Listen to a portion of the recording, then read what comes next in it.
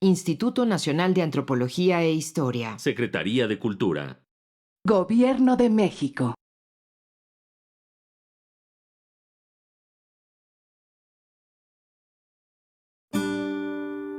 Su sustancia está hecha de evocación, recuerdo, rememoración y de lo que toma del porvenir.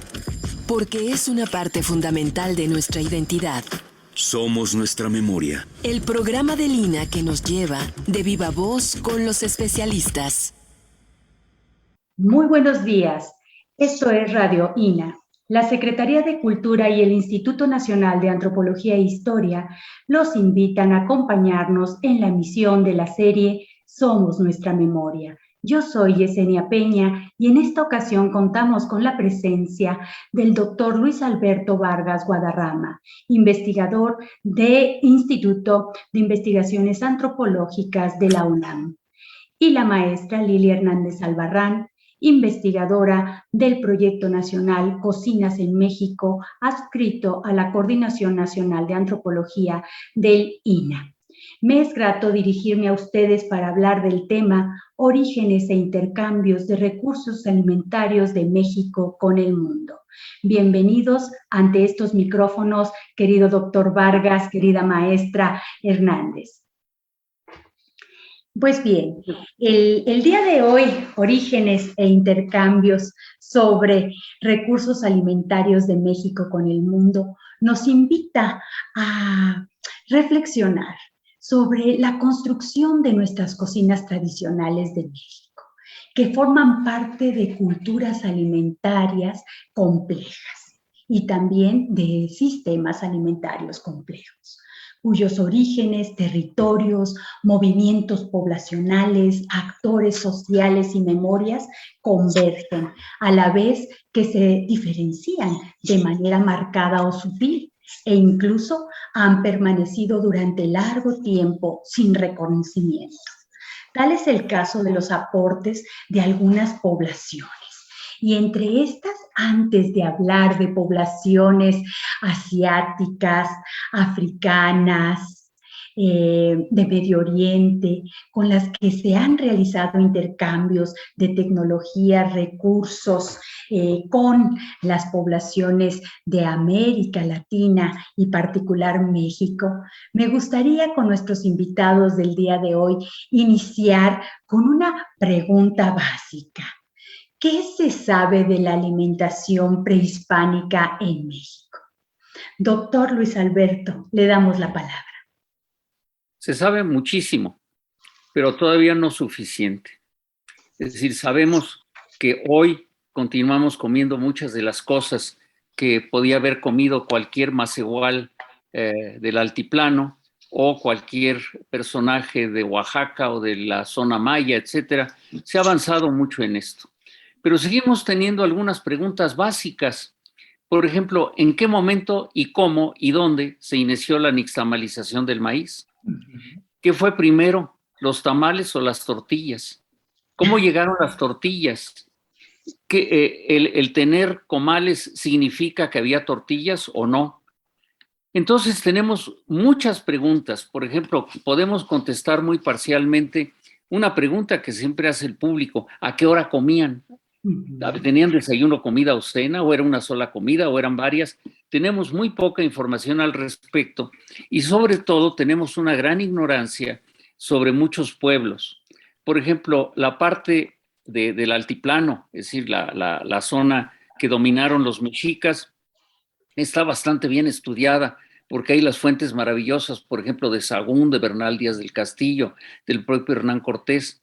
En el área maya tenemos un poquito en los relatos de Fray Diego de Landa, pero hay mucho que reconstruir. Afortunadamente, a mi modo personal de ver, podemos reconstruir muy bien el área maya con fundamento en los estudios arqueológicos, etnológicos y comparativos. Pero, por ejemplo, de la comida prehispánica otomí tenemos muy poca información. De la comida prehispánica, por ejemplo, de los pueblos del norte, de los propios zapotecos o mixtecos, sabemos muy poco. Entonces hay mucho que se sabe, pero es todavía mucho más lo que se ignora. Y esto dependerá en mucho de los estudios que hagamos ahora, por ejemplo, por los arqueólogos. Les doy un ejemplo muy concretito.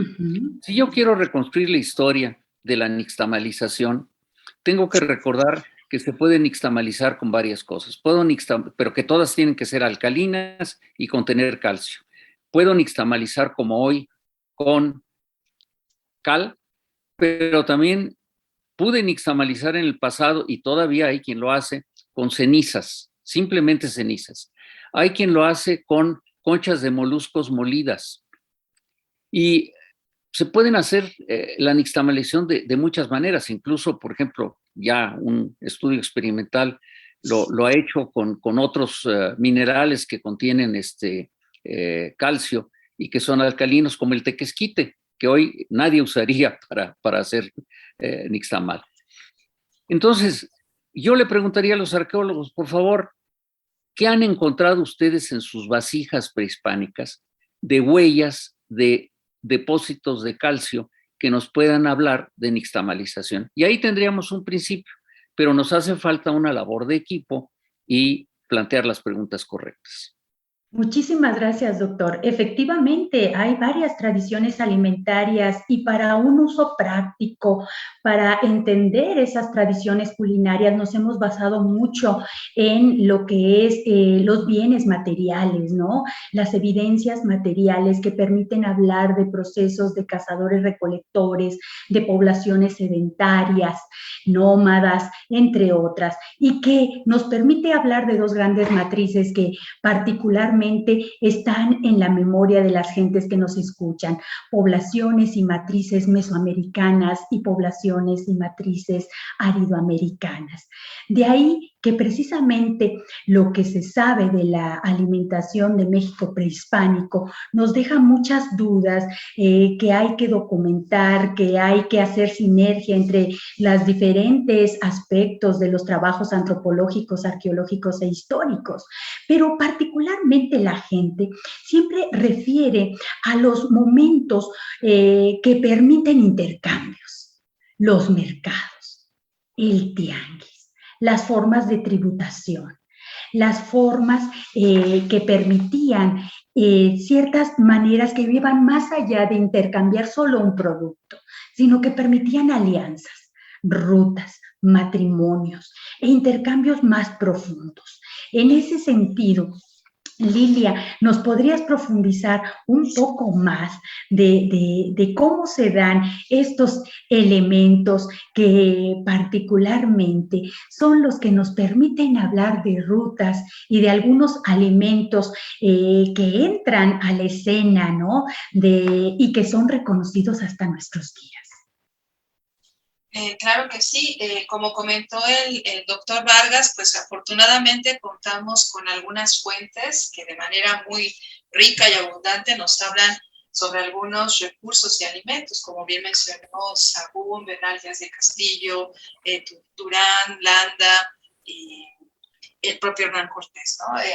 Que dan muchos elementos. Y por ejemplo, quisiera mencionar un poco de la abundancia que menciona Sahagún, ¿no? De que menciona muchas aves, mamíferos, plantas, verduras, hierbas, raíces, frutas, el uso de la miel, por ejemplo, también.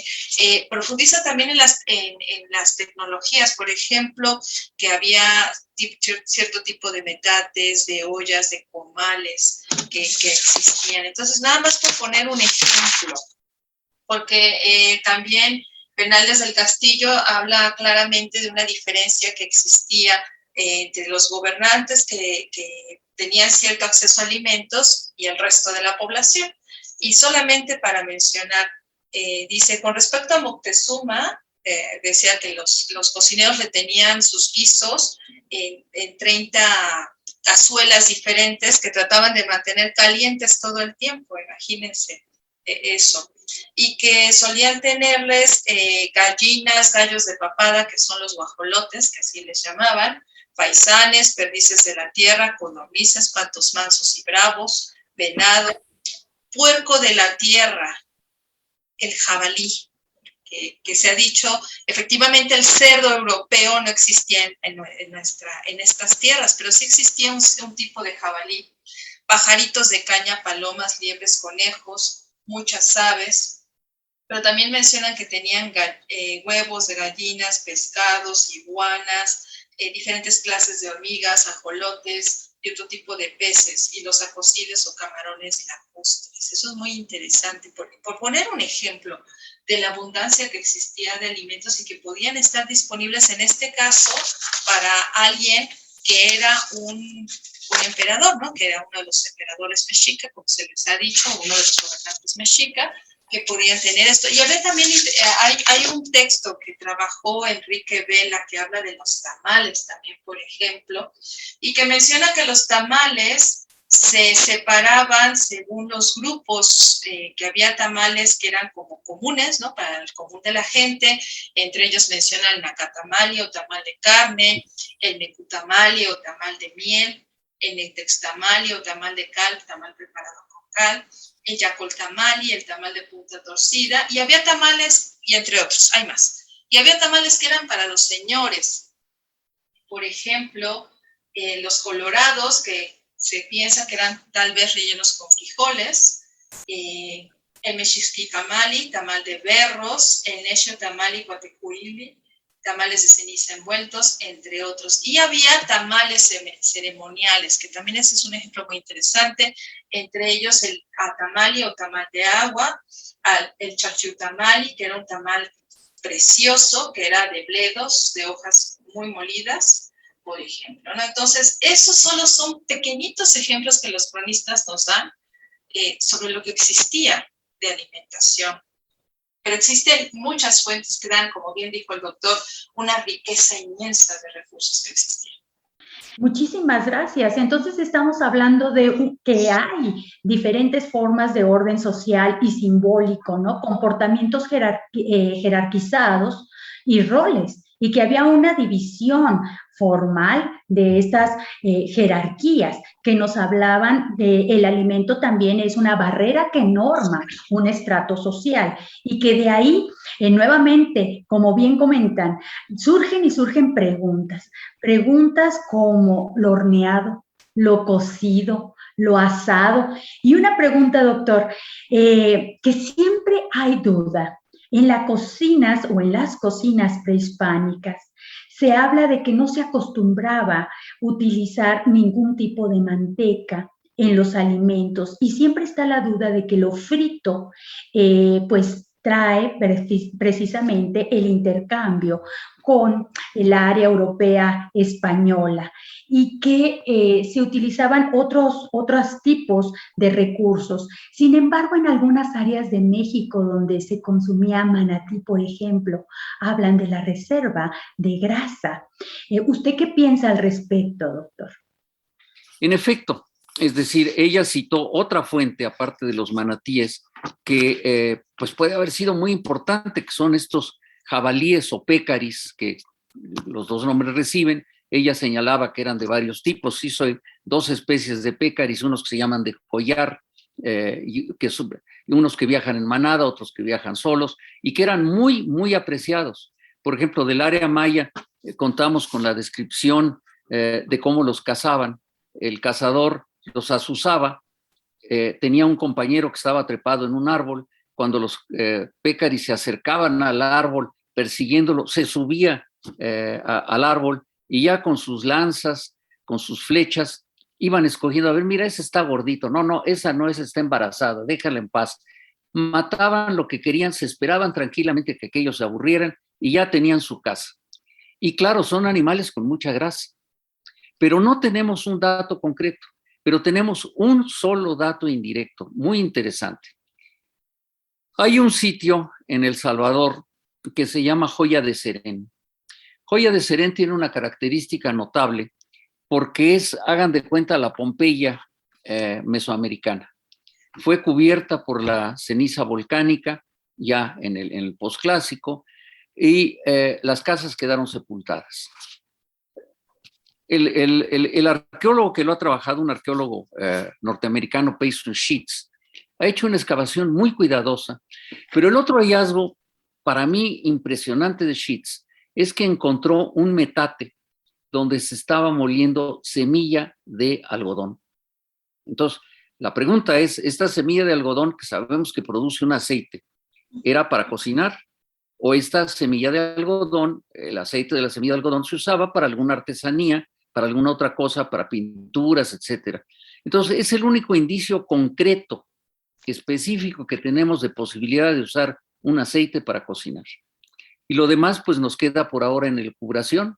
Y claro, los estudios de los etnosólogos que analicen con cuidado cómo se destazaban estos manatíes o estos pécaris, pues nos podrán dar pistas. Pero, como les digo, hay mucho que se sabe, pero mucho más que se ignora.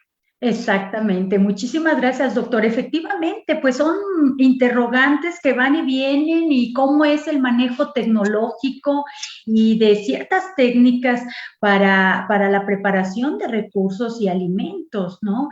Y que justo por el intercambio que se da, donde habitualmente se pensaba de manera muy polarizada, que solamente eran poblaciones indígenas y poblaciones españolas, pues hoy en día se sabe que cada grupo traía ya sus intercambios, tanto internos como externos, ¿no? Y que en ese sentido, esta polarización, pues realmente es mucho más amplia, los vínculos de diversidades culturales que estaban ya en sus culinarias, ¿no? Los españoles con todos los elementos árabes de Medio Oriente, y bueno, en México la política, el privilegio de lo mestizo, pues permitió dar una cierta narrativa del poder para guardar en la memoria de los mexicanos y las mexicanas cierto tipo de intercambios solamente entre población indígena y población española. Hoy en día sabemos que estos intercambios son mucho más amplios y que al explorarlos nos hablan de muchas influencias, ¿no? Particularmente influencias de otro tipo europea, africana y por supuesto asiática. A mí me gustaría preguntarte, Lilia, con respecto a estas influencias justo que en algún momento de la memoria se volvieron marginales y que hoy en día se están reconfigurando y tomando un aspecto muy dinámico y vigoroso en las culinarias mexicanas. La pregunta que realizas creo que es bastante compleja, pero interesante en términos de entender, de comprender que, bueno, tenemos la influencia española, que es la que hacemos como mucha, o que más bien que tenemos muy clara debido al proceso histórico del virreinato. Sin embargo, también, bueno, hay que tomar en cuenta que también con la influencia española venía influencia árabe, debido a que ellos en sí mismos tenían por su historia, por el proceso también de conquista que tuvieron por parte durante 800 años, también tenían ya ellos influencia árabe y se nota también en varios de sus procesos. Y las regulaciones ideológico-religiosas. Claro, y también varias especias. Además hay que tomar en cuenta que estamos hablando también de que España, como varios países de Europa, ya habían tomado las especias de otros países, etc. Entonces hay que tomar en cuenta que cuando hablamos de la influencia española, no estamos hablando también de la influencia que ya tenía por ser un país europeo de otros países, de otras culturas. Eso por una parte. Pero México o la cultura, las culturas alimentarias que observamos en la actualidad no son solamente la influencia que hubo de España en la época colonial. Hay que tomar en cuenta a lo largo de la historia de México la llegada de filipinos, de chinos, también la influencia francesa, inglesa, la turca también, que hubo un periodo muy fuerte de la influencia turca y libanesa también en México. Entonces nos tendríamos que ir y por supuesto la afrodescendiente que también llegaron con los españoles, que hay que comprender que lo que observamos es producto de todo un proceso muy complejo histórico y con muchísimas influencias. Y por supuesto todas las culturas indígenas que existen en nuestro país. Entonces, estamos acostumbrados a ver solo el español. Últimamente se está retomando más lo afro debido a que justo se está reconociendo ya como la tercera raíz y ya se asumió los derechos también de los países afrodescendientes, pero nos falta también poner como más en evidencia y de manera más clara también otras influencias que se dieron a lo largo de la historia de este país. Es decir, que los movimientos poblacionales fueron por oleadas y estos han dejado huellas e intercambios, no solamente lo que pasó en el momento del contacto, sino hay una larga trayectoria que varía mucho en cada grupo cultural para ver precisamente algunos elementos de estos encuentros. Hablamos del trigo, del vino de uva, de la aceituna, como digamos 3 de los elementos básicos que llegan a Nueva España y México y que se adoptan también aquí en las culinarias de algunos lugares. Pero hablamos de otros tantos recursos que quedaron muy endémicos en algunos espacios, como son precisamente los contactos con Asia a través de la nao china y a través de estos galeones filipinos. Doctor, ¿qué nos puede decir al respecto sobre esta influencia asiática en las culinarias actuales mexicanas?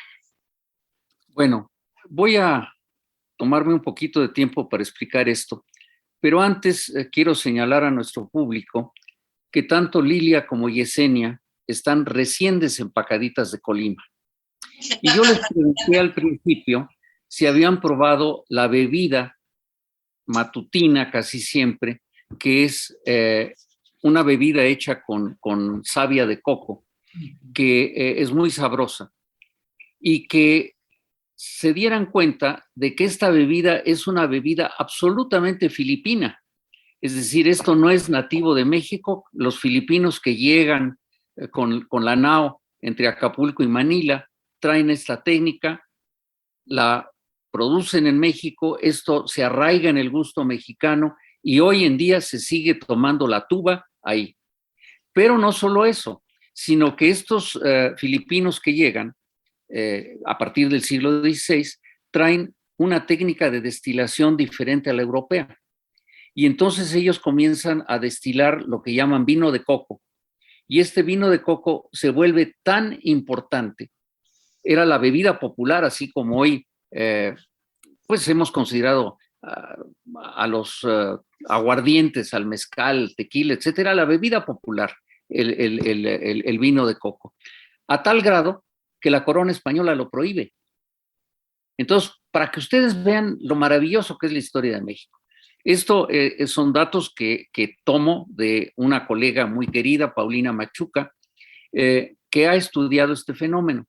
¿Qué hacen estos destiladores filipinos que corren de Colima? ¿A dónde se van? Pues a que no saben ustedes a dónde se van a Tequila. Y entonces probablemente detrás de la destilación del tequila estén filipinos también. De tal manera que ven ustedes que este mestizaje es impresionante. Otra cosa, como Lilia y Yesenia viajan por todo el país buscando cocineras locales, se acercan a ellas, aprenden sus técnicas, les voy a pedir que busquen un hallazgo de la misma Paulina Machuca y de Marina Pisa en Guerrero. Este es un guiso que se llama guinatán. Este guinatán es un guiso filipino que hoy forma parte en cierta región de Guerrero de la cocina local. La analogía es muy simple, es un caldo de pescado, pero cocinado en coco, en jugo de coco, en agua de coco. Entonces, es un guiso que tiene el mismo nombre, la misma técnica de preparación en Filipinas y en México. Entonces, esta tú hablabas, Lilia, de la tercera raíz. Yo estoy propugnando que reconozcamos una cuarta raíz, que es la raíz asiática. Como dato que Yesenia conoce a quienes lo han trabajado, se ha trabajado mucho el Hospital Real de Naturales y su colección ósea, y tenemos los datos de quienes egresaban de este hospital y de qué los trataban, etcétera. Bueno, un 1% de los que salían del Hospital Real de Naturales eran clasificados como chinos. ¿Qué quiere decir esto? Que eran gente de origen asiático que había llegado a México. Lilia habló hace rato de los contactos con Japón. Bueno, hubo una embajada japonesa que vino a México en el siglo XVI que tenían la misión de ir a ver al Papa. Entonces ustedes imagínense este grupo que viene con un samurái muy importante, cruzan México hasta Veracruz, desde Acapulco hasta Veracruz, se van a Italia y logran ver al Papa. Entonces, cuando regresan, pues algunos ya se aburren de regresar a Japón, y tanto en España como en México encontramos pequeñas comunidades que se llaman, y familias que se apellidan los Japón, que son estos japoneses del siglo XVI, por favor, que se quedan en México, y después, claro, hubo una serie de oleadas. De ellos sabemos muy poco. A lo largo de la costa del Pacífico tenemos otra fuente muy valiosa que espero que Gabriela nos ayude a identificar, porque seguramente hay música y cantos. Doctor, y aprovechando justo porque nosotros en el trabajo que estamos realizando en Colima observamos que ya había desde el siglo XVI una competencia muy fuerte y precisamente una selección de órdenes y aranceles para la prohibición, como bien comentaba. Entonces nos habla de este encuentro también, de lo que decía Bonfil, y usted también lo ha expuesto en muchos escenarios, lo propio, lo ajeno y lo enajenado, y hasta lo prohibido, ¿no? Entre las cosas prohibidas, entre las cosas prohibidas, Lili lo sabe muy bien, el chichiscuincle, el perrito que no es el xolo, sino que es una de las exacto, es más chaparrito, más pequeño, pero tenía una característica, aparte de que lo cebaban con pozol, lo castraban.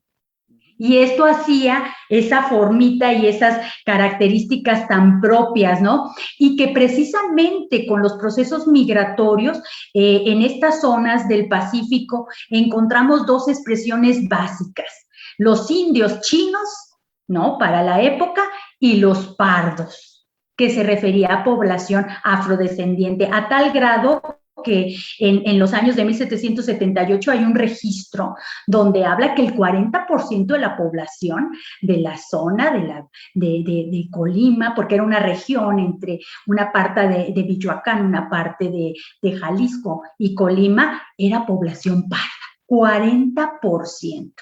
Pero no encontramos evidencia profunda en la culinaria en la actualidad, es decir, se enajenó todo.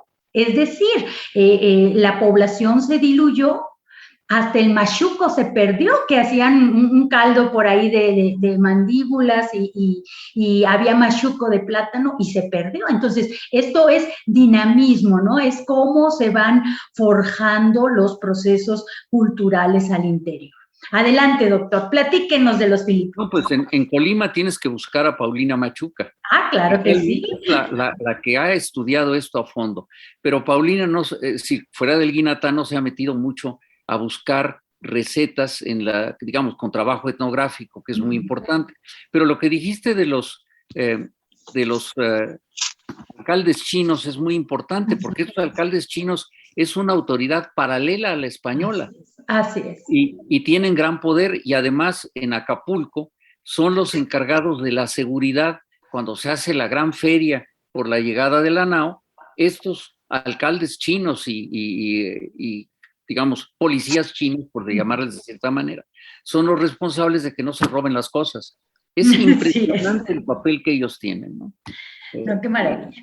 Y pues dando y dando justo estas rutas, estos intercambios, hay un elemento que viene los intercambios de recursos y alimentos de España y estos viajes que se dan no solo hacia lo que se constituye como Nueva España, sino toda la región de América Latina y que llevan justo un recurso que transforma la vida de las poblaciones, los cárnicos, Lili, la res, los caballos, el cerdo, las gallinas, cómo todo esto transforma las formas de vida y que se vuelve parte básica de la alimentación, ¿no? de estas poblaciones.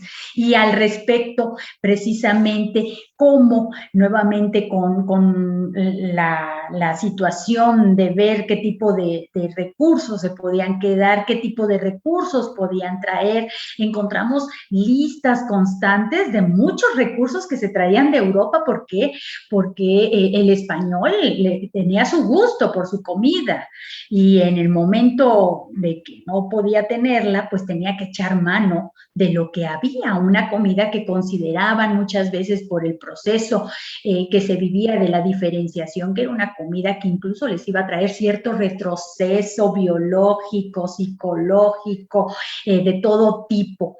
Y precisamente, pues llegan en las siguientes oleadas las mujeres y con ellos estas mujeres españolas, su culinaria que bueno, estamos hablando de Galicia, de Extremadura, que ya venía con una carga de Medio Oriente muy fuerte. ¿Qué nos puedes decir al respecto? Como comentaba el doctor y como comentaste tú, pues sí, las personas en los barcos, en este proceso de conquistar nuevas tierras, pues traían alimentos para su sostenimiento durante el viaje y también porque consideraban, como bien mencionaste, qué era alimento y qué no, qué era bueno para comer y qué no, como todas las culturas tienen también esa visión. Entonces encontrábamos en los barcos que venían los españoles cerdos, vacas, ovejas, gallinas, también traían algunas verduras, pescado seco en sal, carne también seca. Pero finalmente también cuando llegan a América, en este caso a la Nueva España, pues los alimentos también se les agotan, se les terminan en un momento determinado y pues tienen que empezar a hacerse de comidas y alimentos que existían aquí.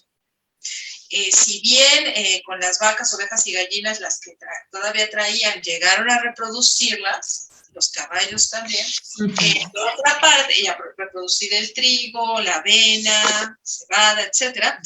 Por otra parte, también empezaron a retomar pues alimentos que existían aquí, como fue el caso del maíz, que es uno de los casos como más emblemáticos, y otro elemento que era importante, como venían mujeres, pero no solamente venían las mujeres españolas, también llegaron a traer a mujeres afrodescendientes. Entonces hay que tomar en cuenta que cuando se empieza a dar esta mezcla de recursos y de alimentos, por una parte está lo que existían en las diferentes culturas indígenas, en los diferentes territorios de lo que era la Nueva España, que pues, sabemos que varía la biodiversidad y por lo tanto los recursos que se usan como recursos alimenticios en diferentes zonas del país, por una parte, lo que trajeron las y los españoles y lo que empezaron a reproducir aquí también las mujeres afrodescendientes. Cristina Barros, en uno de los textos que trabaja sobre el mole, justo menciona de este papel de las mujeres en las cocinas, que fueron también quienes introdujeron elementos pues, en la cocina española, tanto mujeres afro como mujeres indígenas. Pues al ser quienes realizaban a quienes guisaban, pues si algún ingrediente no se encontraba, empezaban a hacer ahí algunas mezclas que también contribuyó de manera importante. Y viceversa, también las mujeres indígenas indígenas y afrodescendientes, al estar en las cocinas españolas, fueron retomando también otros recursos. Si bien hubo recursos que se prohibieron, ¿no? Que fueron como vistos como malos y como satanizados, y que hubo algunos alimentos que se consideraron mal por parte de los españoles, por otra parte hubo otras formas de mezclas muy sutiles, muy delicadas, como esta del papel de las mujeres en la cocina, por ejemplo. El papel de las mujeres es fundamental. Tendemos en la actualidad a hablar de los cocineros, de los tlatoque, de quien sea, pero en realidad esta ha sido una tarea femenina. Y es muy importante recordar que lo que estaba mencionando Yesenia de la influencia de las mujeres se ve perfectamente bien en las esposas de los virreyes. Resulta que el primer virrey no trae esposa, pero los siguientes ya vienen con esposa. Y no recuerdo cuál, uno de ellos ya trae una esposa francesa.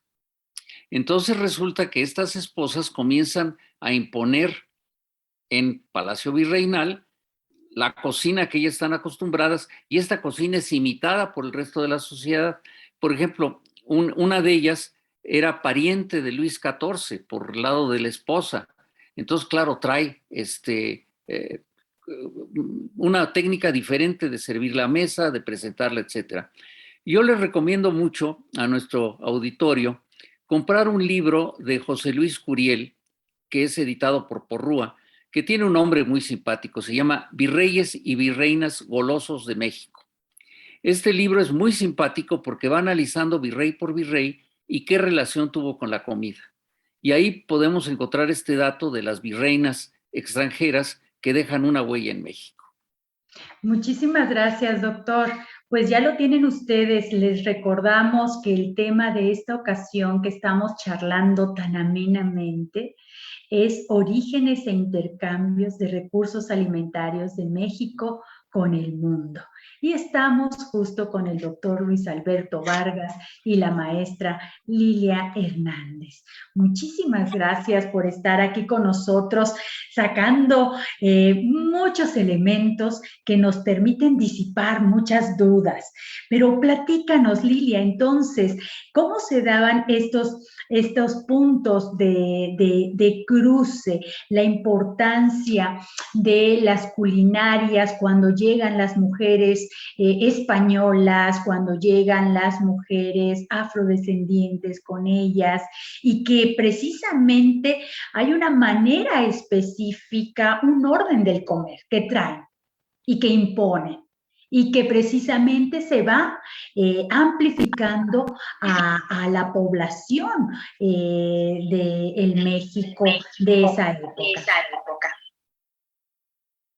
Sí, en este caso, por ejemplo, hay autoras y autores que han revisado el papel de las mujeres en la cocina y en estos intercambios, introducción de ciertos recursos en las diferentes dietas. Cristina Barros, en su texto que habla sobre el mole, hace justo una anotación al respecto. Hay que tomar en cuenta que las mujeres españolas y entre los barcos que traían a mujeres afrodescendientes que pues trabajaban en las cocinas y en otros quehaceres, pero también llegaron a tener a mujeres de origen indígena en las cocinas. Entonces, aunque las y los españoles consideraban que ciertos alimentos eran los adecuados para mantener su cuerpo, su salud, porque mencionan también autores como Carmen Sánchez, que llegaban a considerar que si comían, por ejemplo, el cuyo, que se comía en Perú, que iban a convertirse su cuerpo como el de los indígenas y que eso no era bien visto, por ejemplo. Entonces había alimentos que consideraban prohibidos y que no debían de consumirse. Y había otros que al contrario, eran promovidos, como los que traían de cerdo, vaca, oveja, gallina, etcétera, que sí podían consumirse. Pero al tener a mujeres, tanto afrodescendientes como indígenas, en la cocina y apoyándoles, había recursos que eran a veces sustituidos cuando no se encontraban, a la vez que se iban metiendo para cocinar otras recetas, otros recursos, otros condimentos que a lo mejor los españoles y las españolas estaban acostumbradas a consumir. Y justo también ahí está el ejemplo del mole, que también Cristina Barros menciona, porque el mole, que viene del término moli o muli, que se encuentra en los textos de Fray Bernardino de Sahagún y Fray Diego, justo se refería como a salsas, o parece ser que por ahí venía el sentido de salsas, y que estos ingredientes que usaban para las salsas también las mujeres indígenas los fueron metiendo a la cocina española, y de ahí fue evolucionando, modificándose, metiéndose más ingredientes hasta llegar a la diversidad de moles que conocemos hoy en día. Y ese es uno de los ejemplos muy interesantes también del papel de las mujeres en la cocina. Muchísimas gracias, Lilia. Y aprovechando que tienes el micrófono, preguntarte, entonces, dentro de este esquema, mucho se habla del encuentro de los dos mundos. Ya vimos que es mucho más complejo que eso. Son muchas culturas que entran, muchas oleadas migrantes, muchos intercambios y creatividades. Y se habla de la fusión. Pero es posible una cocina fusión cuando se da en términos de asimetría, cuando se da en términos de conquista, donde sabemos que la particularidad del hecho de la diferencia va a marcar un parteaguas para poder jerarquizar las nuevas formas de organización social y el nuevo proceso ideológico por el que se quiere llevar a las poblaciones. De ahí que otra parte dice, no es fusión, sino que se dan hibridaciones, se dan intercambios posteriores que permiten hablar de una colonización alimentaria y de una discriminación también alimentaria. ¿Qué nos puedes decir brevemente al respecto? Sí, yo creo que hablar de cocinas fusión para ese contexto no es lo más viable, porque efectivamente fusión como que daría a entender que fue como en términos un tanto igualitarios. Yo creo que el término de cocinas fusión que algunas compañeras y compañeros usan se podría hablar de otros momentos, en otros contextos como el actual tal vez, donde pues por creatividad de algunos gastrónomos, gastrónomas, incluso de algunas compañeras y compañeros tradicionales retoman elementos de diferentes lugares, pero es más en un proceso de creatividad, ¿no? O de innovación. Pero para ese contexto no, porque efectivamente se da en una relación desigual, donde estamos hablando de que un grupo que llega a la Nueva España genera un proceso de conquista y colonización que hasta prohíbe alimentos, que empieza a generar una relación de poder frente a las culturas que existían aquí. Ahí es donde creo que no podemos hablar de fusión, pero también hay que tomar en cuenta que estos procesos de hibridación, de intercambios, se dan en muchos contextos. Por una parte, esta relación de poder, pero por otra parte, este ejemplo que poníamos de las mujeres en las cocinas, donde tal vez en una relación un poco más sutil se va dando ciertos intercambios y cierta adopción de recursos, etcétera, ¿no? Pero hablar así en términos generales, en ese contexto, creo que no sería posible. Gracias, Lilia. Doctor Luis Alberto, entonces, ¿se puede hablar de aculturación alimentaria o del surgimiento múltiple y diverso de cocinas que después van vigorizándose y adquiriendo como un sello identitario local que posteriormente se reconocerá como regiones? Yo tengo un artículo escrito sobre esto. Y voy a dar el ejemplo de lo que señalaba Lilia. ¿En qué ejemplo podría yo hablar de fusión? Pues el ejemplo del que hemos estado hablando, los tamales. Los tamales siguen siendo tamales hoy, pero no son como los tamales prehispánicos. Vamos a comenzar por lo fundamental. Los tamales prehispánicos, como ya lo mencionó Yesenia, probablemente, bueno, no probablemente, seguramente no tenían manteca. Es decir, no había cerdos. Y no hemos encontrado datos de que hayan usado la grasa de otros animales. Recuerden que no eran solamente los que hemos mencionado, había muchos aves acuáticas aquí en la cuenca de México que tenían abundante grasa. Esta grasa que usan de reserva para su largo viaje entre Norteamérica y nuestro México, pues es grasa también. No sabemos, pero es probable que no lo hayan usado. Entonces se enriquecen con productos del viejo mundo, pero hoy por hoy, si ustedes van y compran tamales, saben que es un tamal, es decir, lo esencial no ha cambiado. Entonces, como eso, les puedo decir que en esta clasificación que yo he hecho, hablo también de trasplantes, de explantes, de una serie de términos que muestran que el fenómeno fue mucho más complejo, pero no quiero detenerme en detallar esto. Lo que sí quisiera yo señalar es cómo a veces hay fenómenos que son verdaderamente apasionantes en la cocina mexicana, como hay lo que yo llamo convivencia. Es decir, por ejemplo, las tortillas hasta el siglo XX habían cambiado muy poco. Sin embargo, en el siglo XX, pues ya tenemos una técnica industrializada, etcétera. Se preparan las tortillas de manera diferente, aunque se siguen nixtamalizando.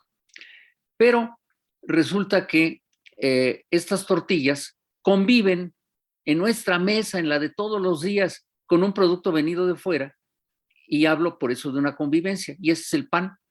Es decir, en nuestra mesa hay tortilla y pan, y si ustedes se fijan, cumplen la misma función, acompañante para arrostrar parte de la comida, servilleta, todo lo que ustedes quieran. Tortilla y pan hacen prácticamente lo mismo. Entonces, el fenómeno es mucho más complejo. En otros casos, lo que tenemos es fenómenos tan interesantes como como un producto que venía prácticamente sin cambio, en el siglo XX sufre un cambio, digamos, menor, pero muy, muy curioso. Me refiero al pulque. El pulque se ha preparado de la misma manera tradicional, ha habido intentos por embotellarlo, por industrializarlo, pero el pulque de la pulquería, y por favor, yo vivo a unas cuadras de la super pulquería La Pirata en la colonia Escandón, el pulque sigue siendo el pulque. ¿Cuál fue la innovación? La innovación fue que Refrescos Pascual sacó una cosa que se llama el Boing. Y el Boing es un jarabe, es un refresco, una bebida que no tiene gas, pero que sí tiene fruta. El Boing sí tiene cantidades pequeñas, discretas, pero de fruta. Entonces el Boing sirvió para hacer lo que podríamos llamar curado instantáneo. Es decir, en vez de ponerle la piña y dejarla ahí, etcétera, lo que se hacía en las pulquerías era tomar el Boing, vaciarlo, y entonces ya tenían su curado de guayaba, su curado de piña, de lo que hubiera el Boing. Entonces, este mestizaje, lo que es apasionante es que es constante. Por favor, los que estamos aquí tenemos edad suficiente para haber vivido el surgimiento de las tortas de tamal y actualmente las tortas de chilaquiles, ¿no? Entonces, ahí hay innovación, hay cambio. Nos parecerá adecuado o inadecuado, lo que sea, pero ahí está el cambio. Hoy hay cantidad de expendios. Ahora, aquí junto a mi casa hay uno de tortas de chilaquil, en las esquinas hay tortas de tamal. Es dinámico, eso es lo maravilloso de tomar a la alimentación como objeto de estudio. Como yo les digo, por una parte, los que estamos aquí somos de los pocos que nos comemos nuestro objeto de estudio, pero por otra parte, estamos viendo cambios constantes en él que afortunadamente estamos registrando. Exacto, la cocina es vigorosa, es dinámica y tiene una trayectoria histórica donde se van sumando otros actores sociales, poblaciones e intercambios de recursos. Y precisamente todos estos elementos son parte de lo que vamos a ver en el 7º encuentro y seminario permanente de cocinas en México del Instituto Nacional de Antropología e Historia, donde ustedes van a seguir charlando con el doctor Luis Alberto Vargas y la maestra Lilia Hernández, y que se llevará a cabo del 24 al 26 de noviembre del 2021. ¿Y qué mejor? ¿Con qué nos podemos ir, Lilia? ¿Cuáles son esos principales recursos de la milpa que ha dado México al mundo? ¿Qué hay en la milpa? ¿Por qué este sistema tan complejo, ancestral, sigue vigente y sus productos siguen en la dieta mexicana y de muchos países latinoamericanos? Bueno, el maíz, por supuesto, sabemos que somos centro de origen y de diversificación de esta especie. Ciertos tipos de tomates y el chile, también ciertos tipos de chile, porque en otras zonas del mundo hay otros tipos de tomates y de chiles. El telite, la calabaza, por ejemplo, son de los recursos principales que además están constantes en nuestra alimentación, algunos en desuso.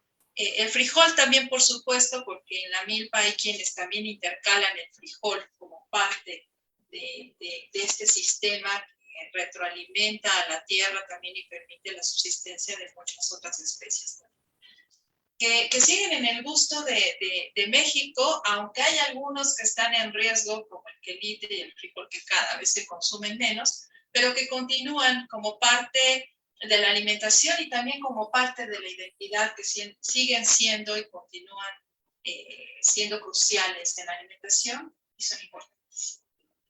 Gracias. Y que precisamente la milpa es tan amplia que hay algunas milpas incluso que incluyen pues el chayote, que incluyen las de Occidente y Pacífico, incluso el cercano en el circuito que implica los ciclos agrícolas, hasta el cacahuate, por ejemplo, y hay otras que parecen muy lejanos, pero incluyen los diferentes tipos de camote también. Esto es muy interesante y que muchas veces los pensamos muy ajeno a la milpa porque nos quedamos solamente con un solo recurso o 3 o 4, pero es un circuito, ¿no? Se agota un recurso, aparece el otro y bueno, dentro del entorno hay también una serie de frutos, ¿no? El aguacate, los zapotes, ¿no? Todos esos zapotes, todos las frutas ácidas, entre otras tantas, más insectos, animales del monte, aves, entre otras muchas cuestiones. La piña, mucha gente no sabe que la piña y las anonas también son de estas zonas. Doctor, platíquenos, ¿con qué nos vamos, doctor? ¿Cuáles son para usted los principales recursos que han sido poco abordados en las culturas alimentarias por los estudiosos y que debemos poner énfasis en ellos? Bueno, una de las cosas que yo creo que debemos de, como se dice claramente, cacarear, es nuestras contribuciones al mundo. Por ejemplo, decía Lilia, los chiles. Bueno, todos los chiles que hay en el mundo son americanos de origen y han tenido ya su cultivo local y hay nuevas especies de chiles que ya no son americanos. Pero, por ejemplo, hay que recordar que la cocina del sur de China es una cocina picante, que el kimchi coreano lleva picante y es, digamos, de nuestros chiles y sus descendientes. Y cuando digo nuestros, no digo mexicanos, sino digo americanos. ¿Listo? Entonces, doctor Vargas, ¿podemos profundizar un poco más sobre la piña? ¿Por qué se vuelven locos en Europa, particularmente en Inglaterra? Bueno, la piña tiene una historia muy interesante. En primer lugar, no es una fruta, son muchas frutas juntas. Es decir, cuando vemos una piña por fuera, nos damos cuenta que en su cáscara tiene una serie de botoncitos. Cada botoncito es una flor. Y esta flor produce su fruto hacia adentro, pero se van juntando los frutos y van unidos a lo que es el tronco, que es en realidad esto que no nos comemos, el centro de la piña, que es un poquito más ácido y rasposo. La piña tiene otra cualidad maravillosa, y es que si ustedes cortan la parte de arriba, las hojas, y las ponen en la tierra, suelta raíz y sale la piña. Otra planta parecida es el chayote. Basta que ustedes le hagan un corte al chayote, lo pongan en la tierra, echa raíz y crece. Y otro más son los nopales, que los nopales se ponen también en la tierra, echan raíz y crecen. Entonces, una de las cosas muy interesantes de esto es que estos tres productos han sido calificados, y aparece el caso del nopal en una pintura de este famoso pintor Bruegel, como plantas de jauja, es decir, del lugar donde no hay que trabajar para comer, es decir, porque se dan solas y son muy abundantes. El chayote que mencionaba Yesenia es impresionante. Un chayote da alrededor de 500 chayotes en un año. Es decir, es un producto muy valioso, no tiene mucha energía, es ideal para los que quieren conservar su peso, pero es muy abundante. Y la piña tuvo tal éxito en Europa que los reyes ingleses idearon construir lo que hoy llamaremos invernaderos para que la piña creciera ahí. Y fue muy exitosa, pero tiene una segunda historia que es un poquito más oscura. Viene a México un agrónomo norteamericano cuyo apellido es Dole, D-O-L-E. Y ustedes van a encontrar todavía en algunos mercados, principalmente supermercados, piñas con esa marca. Y en Estados Unidos son muy populares. ¿Por qué? Porque el señor Dole aquí en México se dedicó a seleccionar piñas chiquitas. ¿Y cuál era su estándar? Que cupieran en una lata. Y entonces, claro, ya que lo logró, se llevó esta planta, imagínense a dónde, ustedes lo saben muy bien, a Hawái, la sembró en Hawái e inundó el mercado con piñas Dole, miniatura, que son muy gustadas. Pero una destacada historiadora de la alimentación que ha vivido en Hawái me decía que todo lo que en México llamamos hawaiano, las pizzas hawaianas, etcétera, que en Hawái no consumen la piña, es toda para exportación. Entonces es muy curioso el destino de las cosas, ¿no? Es decir, la piña que en nuestra mente mexicana colonizada consideramos hawaiana, nada, es de acá y aquí se quedará. Pues qué delicia con esta plática con el doctor Luis Alberto Vargas y la maestra Lilia Hernández.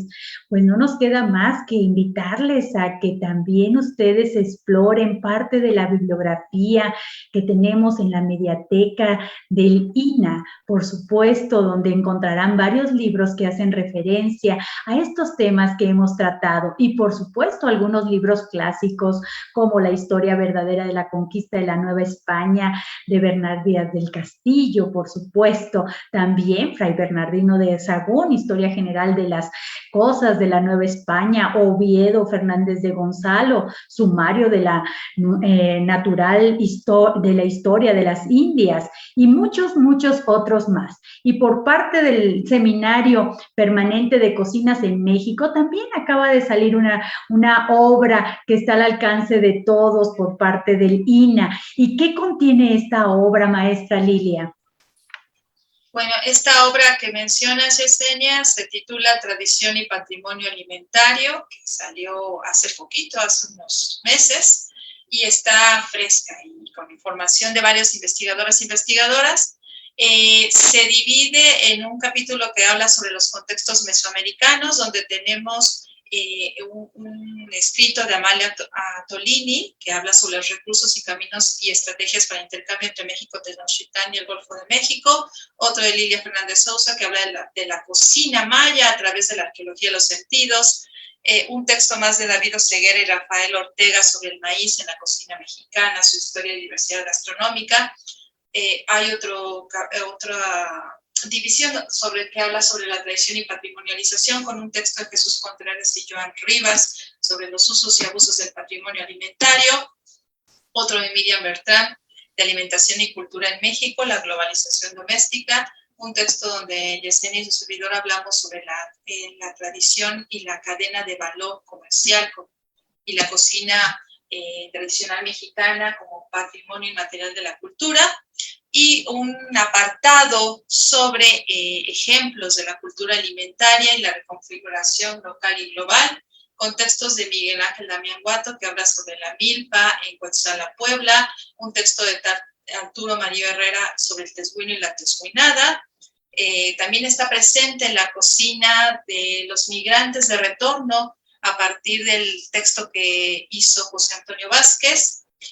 Otro documento de Ramón Vera que habla sobre el sistema agroalimentario industrial, y otro más que tenemos en su servidora, sobre los afrodescendientes. Es un texto que tratamos que estuviera desde diferentes disciplinas, diferentes temas para que usted lo pueda leer, lo pueda reflexionar, discutir.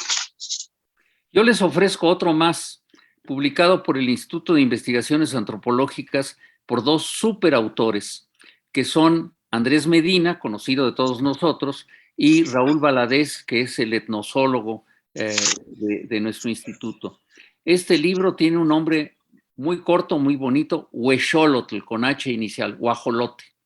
Entonces, este libro trata los aspectos biológicos del guajolote y los aspectos culturales del guajolote. Pues ya lo tienen ustedes, una serie de recomendaciones que son indispensables tener en nuestro librero y sobre todo acceder a ellas para ampliar nuestro conocimiento sobre orígenes e intercambios de recursos alimentarios de México con el mundo.